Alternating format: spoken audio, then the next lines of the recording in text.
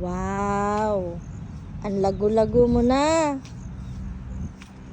'Di ba nung unang itinanim to, walang isang puno lang siya. Tapos ngayon ang dami niya ng sanga, oh. Yung malunggay. 'Di ba ang dami na, oh, daming sanga. 'Di ba isa lang yan siya noon?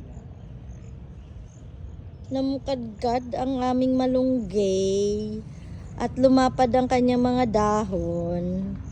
At tingnan naman natin si sili. Nung nakaraan, grabe, pulang-pula tong sili namin. Meron niyang ngayon, puro kulay green siya. Ayan o, green, daming bunga. Andito si pula. May green, pula. Yan, pula. At green. Si Lolo. Sige, mag-trim ka ng damo. Ayan. Nakaraan, gabi, hindi ko lang na-videoan. Pulang-pula yung mga sili namin dito. Pinutulan mo to, di? Itong mga sanga niya? Kaya pinun ko siya. Pinrun.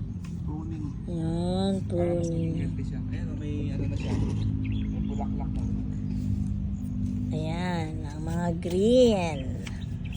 Sabi ni Daddy, kuhanin ko daw yung mga green kasi gusto daw niya ng green. Okay. Papakitang gilas talaga si sili na to. Kaya lang, hindi niya na pinatubo yung iba niyang mga kapatid dito. Nawala na sila.